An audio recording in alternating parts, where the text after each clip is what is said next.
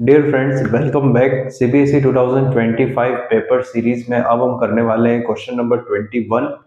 कुछ दिनों से हम कोई वीडियो नहीं बना पाए। इसका रीज़न ये था कि मेरी तबीयत ठीक नहीं थी। हेल्थ रीज़न की वजह से मैंने करीब दिवाली के बाद कोई वीडियो नहीं बनाया। अब से हम इस सीरीज़ को वापस कंटिन्यू करेंगे। जितने भी क्वेश्चन हमारे सीबीएसई 2025 पेपर में हैं, जो जो हमने सोल्व नहीं किए, वो सब हम वापस सोल्व करेंगे। आपको इन्फॉर्मेशन के लिए मैं बता दूं, जितने भी एमसीक्यूज होते हैं, 20 एमसीक्यूज जो आपके पेपर में थे, वो सब हम सोल्व कर चुके हैं। उसके अलावा जो क्वेश्चन नंबर 20 तक जो 3 मार्क्स के क्वेश्चन होते हैं, वो भी हमने सोल्व किए हैं। अब क्वेश्चन नंबर 21 शुरू हो रहा है, तो यहाँ से हमारे 4 मार्क्स के जो क्वेश्चन होते हैं वो शुरू हो जाएंगे। तो आप अपनी स्क्रीन पे देखो, इस क्वेश्चन को मैं रीड करता हूँ। क्वेश्चन है, Sargam limited issued 2009% debentures of 500 each at a premium of 10%. The amount was payable as follows. Application 200 debenture on allotment balance including premium. तो यहाँ पर ये डिबेंचर का क्वेश्चन है। वो डिबेंचर इशू कर रहा है सरगम लिमिटेड। जो डिबेंचर है 9% डिबेंचर्स है, और एक डिबेंचर की जो वैल्यू है, फेस वैल्यू है, वो है 500 रुपीज। और इसके अलावा वो प्रीमियम पे इशू कर रहा है, तो 10% प्रीमियम पे वो इशू कर रहा है, यानी 50 रुपीज प्रीमियम हो गया। एप्लीकेशन पे 200 है, बैलेंस जो है आपका इंक्लूडिंग प्रीमियम अलॉटमेंट पे। The debentures were fully subscribed and all amounts were duly received. Pass the necessary journal entries for the issue of debenture in the books of Sargam limited. जब भी हमने video बनाया, debenture का topic आया, तो मैंने ये बात बोली कि डिबेंचर एक बहुत ही इजी चैप्टर है, one of the easiest chapter in 12th class. इसका रीजन ये है कि डिबेंचर के अंदर कुछ फिक्स्ड पैटर्न में क्वेश्चंस आते हैं। बहुत ज्यादा ओवर कॉम्प्लिकेटेड उस क्वेश्चन को नहीं किया जाता है। जैसे कि इशू ऑफ शेयर्स में आपका फॉरफीचर आ सकता है, री इशू आ सकता है, वहां पे थोड़ा कॉम्प्लिकेशन आ सकते हैं। डिबेंचर में ऐसा कोई पॉइंट नहीं है जिसमें आपको ओवर कॉम्प्लिकेशन दिखेगा। जैसा कि ये क्वेश्चन आपको दिख रहा होगा, बिल्कुल सिंपल क्वेश्चन है, ना इसमें फॉरफीचर है, ना री इशू, कुछ भी नहीं है। ऐसा कुछ कैलकुलेशन करने जैसा कुछ है ही नहीं, फिर भी ये 4 मार्क्स का क्वेश्चन है। तो ऐसे इजी क्वेश्चन को भी हमें ध्यान रखना है अगर हमें मार्क्स अच्छे लेकर आने हैं। तो आप लोग देख सकते हैं कि क्वेश्चन को मैंने समझने के लिए, इसका ओवरव्यू लेने के लिए, हमने इसका जो समरी है वो यहाँ पर लिखी हुई है। तो क्वेश्चन के अंदर एक सरगम लिमिटेड है जो कितने डिबेंचर इशू कर रहा है, 2000 डिबेंचर, और डिबेंचर की जो इंटरेस्ट रेट है वो 9% है। तो अभी इसका कोई यूज नहीं है, क्योंकि इंटरेस्ट की हमें कोई एंट्री पास नहीं करनी, इसने नहीं बोला। फेस वैल्यू यानी एक डिबेंचर कितने का है, 500 रुपीज का, और उसको हमने प्रीमियम पे इशू किया है। प्रीमियम का मतलब होता है जब भी हम किसी डिबेंचर को या शेयर को उसके फेस वैल्यू से ज्यादा पे इशू करते हैं, तो 10% हम प्रीमियम ले रहे हैं, मतलब 500 का 10% पैसा हम एक्स्ट्रा लेंगे डिबेंचर होल्डर से। तो 5% का अगर 10% हम 500 का हम 10% निकाला जाए, तो ये आता है 50 रुपीज। तो 50 रुपीज हम एक्स्ट्रा लेंगे, तो टोटल जो डिबेंचर की प्राइस हो जाएगी वो हो जाएगी 550 रुपीज आप पर डिबेंचर होल्डर से लोगे। अच्छा अच्छा, क्वेश्चन में क्या होता है कि जब हम शेयर इशू करते हैं, डिबेंचर इशू करते हैं, तो उसको पैसा लेने का 2 तरीके होते हैं। या तो आप लमसम ले लेते हो। लमसम का मतलब होता है एक साथ पैसा आ गया, यानी एप्लीकेशन पे ही हमारे पास 550 रुपए पूरे मिल गए। लेकिन एक होता है इंस्टॉलमेंट, जब हम टुकड़ों में पैसा लेते हैं, एप्लीकेशन पे लेते हैं, अलॉटमेंट पे लेते हैं, फर्स्ट कॉल, सेकंड कॉल। तो यहाँ पर हमारे पास 2 इंस्टॉलमेंट्स है। एक तो एप्लीकेशन पे पैसा लेना है, और अलॉटमेंट पे लेना है। इसमें बोला है बैलेंस, जितना बचता है वो सब लेना है प्रीमियम के साथ, इंक्लूडिंग प्रीमियम। आपको क्वेश्चन में दिख रहा होगा, लिखा हुआ है इंक्लूडिंग प्रीमियम। तो टोटल कितना पैसा लेना है, 550 रुपीज, जिसमें से 200 तो हम एप्लीकेशन पे ले रहे हैं, तो कितना बच गया, 350। तो 350 जो है वो आपको लेना है ऑन अलॉटमेंट। अच्छा, इसके अंदर ही प्रीमियम है, तो अगर मैं बाइफरकेट करूं कि डिबेंचर के कितने पैसे हैं और प्रीमियम के कितने पैसे, क्योंकि एंट्री में भी हमें अलग अलग दिखाना होता है कि डिबेंचर के इतने आए और प्रीमियम के इतने आए। तो 50 रुपीज प्रीमियम को हमने अलग कर दिया, तो 300 तो डिबेंचर के हो गए और 50 रुपीज हो गया प्रीमियम का। अब इस क्वेश्चन में ये हो रहा है 2000 डिबेंचर हमने इशू किए, पर डिबेंचर 200 हमें एप्लीकेशन पे मिल रहा है विदाउट प्रीमियम। 300 डिबेंचर का हमें अलॉटमेंट पे मिल रहा है, और 50 रुपीज अलॉटमेंट पे ही प्रीमियम का पैसा भी हमें मिल रहा है। तो ये हमें एंट्रीज पास करनी होगी एप्लीकेशन के लिए और अलॉटमेंट के लिए, और जो पैसा हमें रिसीव हुआ है, किसी का पैसा बाकी नहीं है। इसमें क्लियर बोला है कि सारे डिबेंचर सब्सक्राइब हो गए, ना तो यहाँ पे ओवर सब्सक्रिप्शन है ना अंडर सब्सक्रिप्शन है। इसको हम आगे जब ये टॉपिक आएगा इस पेपर में, तब हम इसको डिस्कस करेंगे। तो यहाँ पे 2000 डिबेंचर थे, सारे सब्सक्राइब हो गए, सबके पैसे आ गए। तो सिंपल सा क्वेश्चन है, बहुत ही इजी क्वेश्चन है, सिर्फ 4 एंट्रीज हमें करनी है और इसके 4 मार्क्स हमें मिलने वाले हैं। तो फ्रेंड जैसा कि अब हमें क्वेश्चन में दे रखा है, हम वैसे एंट्रीज पास करेंगे। तो सबसे पहले आपको देखना है कि क्वेश्चन में हमारे पास कोई डेट गिवन है कि कब डिबेंचर हमने इशू किया, कब डिबेंचर का अलॉटमेंट हो रहा है। तो डेट अगर गिवन है तो हमें डेट वाइज चलना होगा। अगर डेट गिवन नहीं है तो हम सीरियल नंबर ले सकते हैं एंट्री का, एंट्री नंबर 1, एंट्री 2, एंट्री 3, इस तरह से हम एंट्रीज को पास करें। तो जैसा कि आप स्क्रीन पे देख सकते हो, क्वेश्चन के अंदर कोई डेट्स गिवन नहीं है, तो हम सीरियल नंबर से चलेंगे। यहाँ पर हम लिखेंगे 1, तो यहाँ पर फर्स्ट एंट्री हम पास करेंगे। तो जब भी हम डिबेंचर इशू करते हैं या हम शेयर इशू करते हैं तो सबसे पहले होता है एप्लीकेशन। एप्लीकेशन में आपको ये याद रखना है कि बैंक वाली एंट्री पहले आएगी, और जब हम एप्लीकेशन को शेयर कैपिटल में या डिबेंचर अकाउंट में ट्रांसफर करते हैं वो एंट्री बाद में आएगी। इसका रीजन ये है कि पहले पैसा आएगा एप्लीकेशन का और फिर हम उसे ट्रांसफर करेंगे, फिर हम उसे कंसिडर करेंगे कि हाँ हमारे पास कुछ डिबेंचर का पैसा आया या फिर शेयर कैपिटल का पैसा आया। तो इस क्वेश्चन के अंदर आप देखोगे, इस क्वेश्चन के अंदर दे रखा है कि हमने 2000 डिबेंचर इशू किए हैं और एप्लीकेशन पे कोई प्रीमियम नहीं है। प्रीमियम किस में है? अलॉटमेंट पे है। तो फर्स्ट एंट्री हम पास करेंगे यहाँ पे बैंक अकाउंट डेबिट, यानी जो बैंक से पैसा आ रहा है उसके लिए हमने डेबिट किया है। और 2, अच्छा पैसा किस चीज का आ रहा है? डिबेंचर एप्लीकेशन का आ रहा है, तो यहां पर आएगा डिबेंचर एप्लीकेशन अकाउंट। आप यह ब्रैकेट में लिख सकते हो, डिबेंचर एप्लीकेशन मनी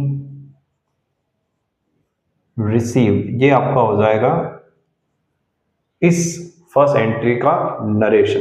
अब हमें अमाउंट देखना है, तो कितने डिबेंचर इशू किए, आप चाहो तो उसको नरेशन में भी मेंशन कर सकते हो या वर्किंग नोट में भी उसको हम मेंशन कर सकते हैं।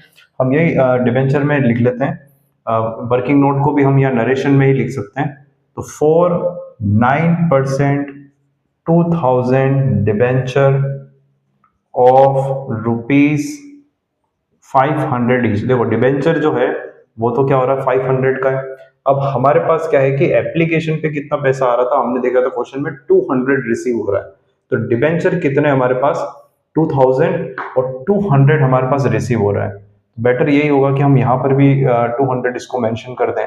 तो 200 ईच आ रहा है हमें ऑन एप्लीकेशन फॉर 2000 रुपीज। तो इसमें क्या हो रहा है कि 2000 हमारे पास डिबेंचर है और 200 पर डिबेंचर हमारा एप्लीकेशन पे आ रहा है, जो कि हमने अभी थोड़ी देर पहले देखा था। जब हम इसे मल्टीप्लाई करेंगे तो हमारे पास आंसर आएगा 4 लाख रुपीज। तो 4 लाख रुपए हमें मिल रहा है ऑन एप्लीकेशन। तो वो हमने डेबिट भी कर दिया और क्रेडिट भी कर दिया। डेबिट हो जाएगा बैंक में क्योंकि बैंक से पैसा आया, और पैसा किस चीज का आया? डिबेंचर एप्लीकेशन का आया। तो एक टेम्परेरी अकाउंट ये ओपन होगा। फिर हम इसको क्लोज करेंगे। जर्नल एंट्री का फॉर्मेट आपको फॉलो करना है, एग्जाम में, प्री बोर्ड में या फिर आपके बोर्ड में, हर एग्जाम में फॉलो करना है। नेक्स्ट एंट्री जो होगी वो डिबेंचर एप्लीकेशन का जो पैसा है वो हम डिबेंचर अकाउंट में ट्रांसफर करेंगे। तो ये जो डिबेंचर एप्लीकेशन का पैसा आया है, डिबेंचर एप्लीकेशन अकाउंट डेबिट, यानी जो डिबेंचर एप्लीकेशन का जो पैसा पड़ा हुआ है 4 लाख रुपए, इसको हमने ट्रांसफर कर दिया डिबेंचर अकाउंट में। तो यहाँ याद रखना, हम रेट को भी मेंशन करेंगे, 9% डिबेंचर अकाउंट। रेट को इसलिए मेंशन करेंगे क्योंकि एक कंपनी जो होती है बहुत तरह के डिबेंचर इशू करती है, कोई 9% है, कोई 10% है, ये सारी इंटरेस्ट रेट होती है अलग अलग। तो ये कौन से डिबेंचर है, ये कौन सी एप्लीकेशन का पैसा है, तो ये 9% डिबेंचर में हमने ट्रांसफर किया। तो यहाँ आप ब्रैकेट में लिख सकते हो, debenture application money transferred to debenture account, ये हमने डिबेंचर अकाउंट में ट्रांसफर कर दिया। तो वही 4 लाख रुपए जो थे वो डिबेंचर एप्लीकेशन से निकाल करके हमने डिबेंचर अकाउंट में ट्रांसफर कर दिया। यानी अब हमारे पास हो गए डिबेंचर कि हाँ अब हमने डिबेंचर इश्यू कर दिए, तो 4 लाख रुपए हमारे पास डिबेंचर के लिए 9% डिबेंचर का 4 लाख रुपए हमारे पास पड़ा हुआ है। तो ये डिबेंचर एप्लीकेशन अकाउंट जो है वो टेम्परेरी है, रिसीव होता है और हम उसको ट्रांसफर कर देते हैं। तो यहीं तक उसका प्रोसेस रहता है। नेक्स्ट हम एंट्री करने वाले हैं यहाँ पर डिबेंचर अलॉटमेंट की, जो अलॉटमेंट हम कर रहे हैं जिसके साथ साथ हमारे पास प्रीमियम भी है। हमारे पास होगी एंट्री नंबर 3। अब एंट्री नंबर 3 के अंदर जब हम अलॉटमेंट कर रहे हैं तो याद रखना अलॉटमेंट में एंट्री रिवर्स हो जाती है, यानी बैंक वाली जो एंट्री है वो बाद में आएगी और जो फर्स्ट ट्रांसफर वाली एंट्री वो पहले आएगी। इसका रीजन ये है कि पहले हम अलॉटमेंट कर रहे हैं, पहले हम उनको डिबेंचर दे रहे हैं। तो जैसे ही हमने उनको डिबेंचर हैंड ओवर किए या फिर उनको अलॉट किए तो उसका मतलब ये हो गया कि हमने उसी वक्त डिबेंचर को भी डिबेंचर अकाउंट में ट्रांसफर कर दिया, जो पैसा था वो डिबेंचर अकाउंट में ट्रांसफर कर दिया। बाद में वो पैसा आएगा, हमने जैसे ही डिबेंचर अलॉट की तो हैंड टू हैंड पैसा वो नहीं दे रहे, वो बाद में पैसा दे रहे हैं। अगर डेट वाइज है तो हो सकता है वो उसमें कुछ दिनों का फर्क भी हो, फिलहाल तो हमारे पास कोई डेट है नहीं। तो याद रखना पहले ट्रांसफर की एंट्री हम पास करेंगे, उसके बाद बैंक वाली एंट्री हम पास करेंगे। तो ट्रांसफर की एंट्री यहाँ पर क्या हो जाएगी, जो डिबेंचर है उसको, डिबेंचर अलॉटमेंट को हम क्या कर रहे हैं, डिबेंचर में ट्रांसफर कर रहे हैं। तो यहां पर आएगा डिबेंचर अलॉटमेंट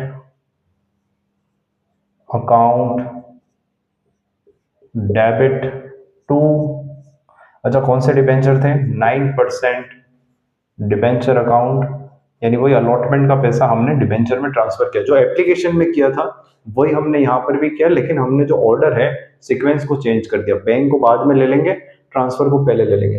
अच्छा अब याद रखना डिबेंचर अलॉटमेंट पे हमारे पास प्रीमियम भी है, तो सारा पैसा डिबेंचर का नहीं है। 50 रुपीज हमने कैलकुलेट किया था, वो प्रीमियम का पैसा भी है। तो यहां पर आ जाएगा to security premium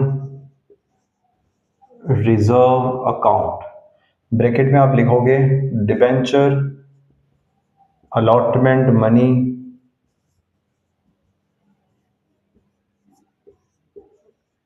transferred to debenture 9% debenture and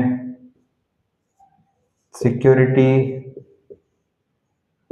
premium account, यानी कि हमने डिबेंचर का पैसा ट्रांसफर कर दिया 9% डिबेंचर में और प्रीमियम में।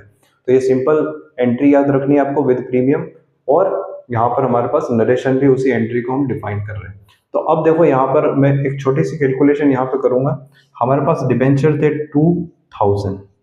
अच्छा अगर आपको पता हो तो हमने अभी लास्ट कैलकुलेट किया था, वापस रिवाइंड करके देख सकते हो। प्रीमियम पे थे 300, सॉरी अलॉटमेंट पे थे 300 रुपीज, और बाकी जो 50 रुपीज का जो प्रीमियम था वो भी अलॉटमेंट पर ही था। यानी 2000 डिबेंचर है, एक डिबेंचर से हम 300 अलॉटमेंट पे ले रहे हैं।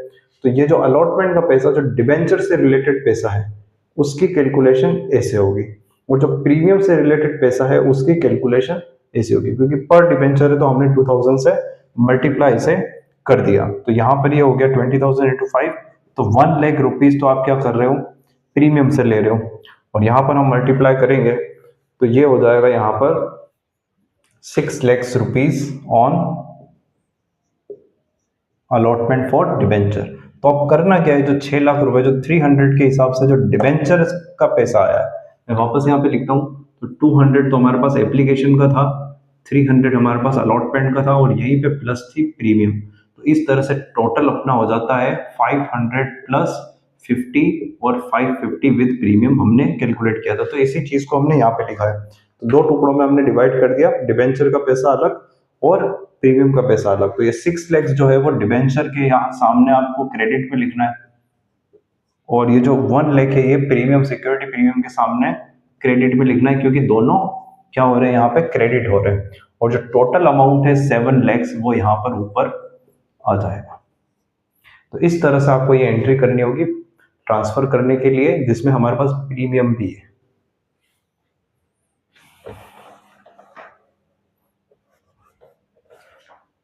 अब जैसा कि मैंने आपको बताया, नेक्स्ट एंट्री इसमें होगी बैंक वाली एंट्री।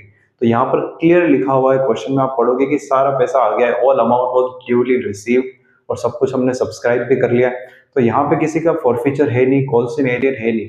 तो जितना जो पैसा है, यानी 7 लाख आपको लेना है ऑन अलॉटमेंट, वो पूरा हमें रिसीव हो जाएगा। तो यहाँ पे आप लिखोगे बैंक अकाउंट डेबिट टू, अच्छा पैसा किसका आ रहा है? पैसा आ रहा है डिबेंचर अलॉटमेंट का, यानी वही जो हमने एप्लीकेशन में किया था, बस ये बाद में करना है। और अगर कॉल्स इन एरियर वगैरह होता है तो वो यहाँ पे माइनस हो जाता है, फिलहाल वो कॉल्स इन एरियर नहीं है, तो यहाँ पे आप लिखोगे डिबेंचर अलॉटमेंट मनी रिसीव्ड, कि भाई हमने पूरा पैसा रिसीव कर लिया। कितना पैसा है? 7 लैक्स। तो 7 लैक्स आपका पैसा डेबिट हो गया और क्रेडिट हो गया, क्योंकि पूरा पैसा आया, यहाँ पे किसी का ड्यू नहीं। तो ये सिंपल 4 एंट्रीज करके आपको 4 मार्क्स मिल सकते हैं इस चैप्टर से। तो डिबेंचर का एक ऐसा चैप्टर है जो बहुत इजी है, फिक्स्ड पैटर्न पे इजी इजी क्वेश्चंस इसमें आते हैं, 4-5 तरह के आते हैं। जैसे एक अपने ये देखा, इसमें आ सकता है आपका विद कंडीशन ऑफ रिडेम्पशन, वो भी हम देखेंगे। फिर आ सकता है आपका कोलेट्रल सिक्योरिटी, डिबेंचर इंटरेस्ट, है ना, वो राइट ऑफ करने का क्वेश्चन आता है जो डिस्काउंट ऑन डिबेंचर होता है। तो कुछ सिंपल क्वेश्चंस हैं जो बार बार एक ही पैटर्न पे चलते हैं, वो डिबेंचर के अंदर है। और डिबेंचर का चैप्टर आपको बिल्कुल स्किप नहीं करना है। होपफुली आपको ये क्वेश्चन समझ में आया होगा। आप इस चैनल को सब्सक्राइब कर सकते हो, वीडियो को अपने फ्रेंड के साथ शेयर करो और इस चैनल को ज़्यादा से ज़्यादा ग्रोथ दो, ताकि हम और भी ज़्यादा वीडियोस लाते रहें, थोड़ा मोटिवेशन हमें भी मिलता रहे।